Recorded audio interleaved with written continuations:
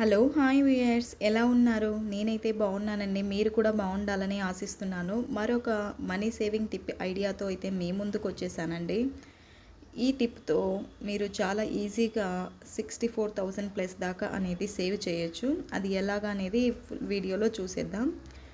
Daily వచ్చేసి ఈ saving 30 రూపీస్తో start చేయాలండి.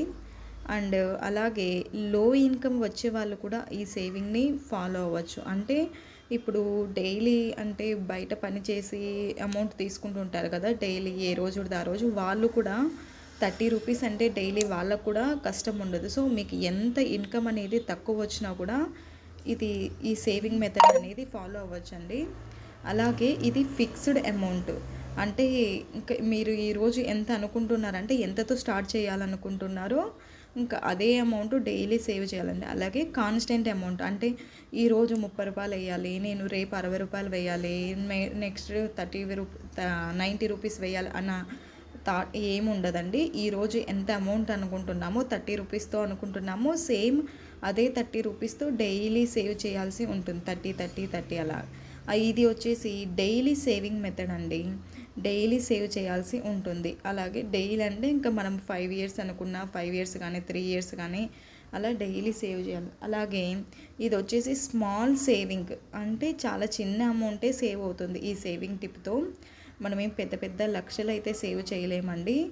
ఇది ఏదో కొంచెం అస్సలు సేవ్ చేయలేకపోతున్నాం అనే వాళ్ళకైతే ఈ సేవింగ్ టిప్ను ఫాలో అయితే కొంచెం వరకు అయితే సేవ్ చేయొచ్చు. అలాగే ఇది వచ్చేసి డైలీ సేవ్ చేస్తున్నాం కదా, అలా డైలీ 30 రూపీస్ సేవ్ చేస్తే 1 మంత్కి 30 డేస్ కదా, సో 30 రూపీస్ డైలీ.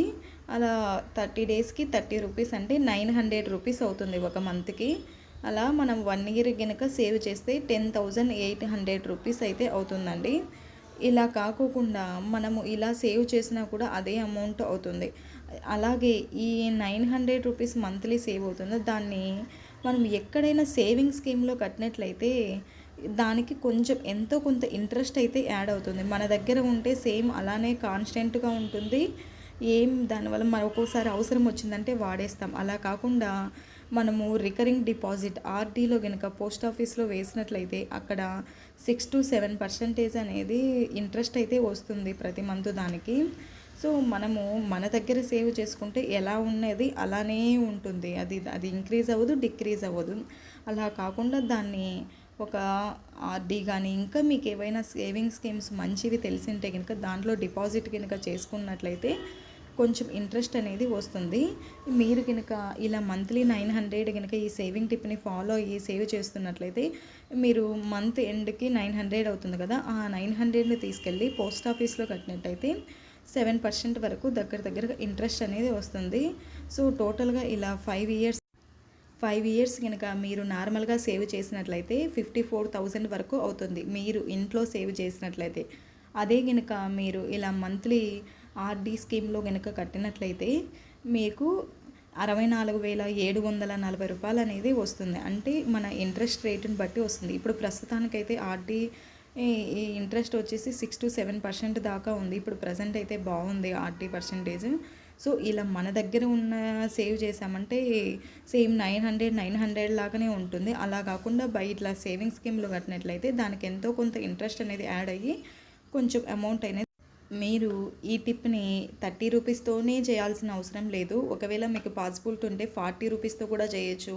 లేదు మేము 30 రూపీస్ కూడా చేయలేము అంటే కనుక 25 రూపీస్తో కూడా డైలీ అనేది మీరు సేవింగ్ స్టార్ట్ చేయొచ్చు. అలా చేసినా కూడా మంత్కి అయితే 750 రూపీస్ అవుతుంది. ఆ 750 రూపీస్ కూడా మనం అనేది ఆర్డీలో కట్టచ్చు. దానికి కూడా ఇంట్రెస్ట్ వస్తుంది. మన దగ్గరే ఉంచుకొని సేవ్ చేస్తూ ఉండేదానికన్నా ఇలా సేవింగ్ స్కీమ్స్లలో ఏదైనా డిపాజిట్ చేసినట్లయితే ఎంతో కొంత ఇంట్రెస్ట్ వచ్చి అది మనకి ఫ్యూచర్లో యూజ్ అవుతుంది. మీకు వీడియో నచ్చినట్లయితే లైక్ చేసి షేర్ చేసి సబ్స్క్రైబ్ చేయడం మాత్రం మర్చిపోద్దు. Thank you.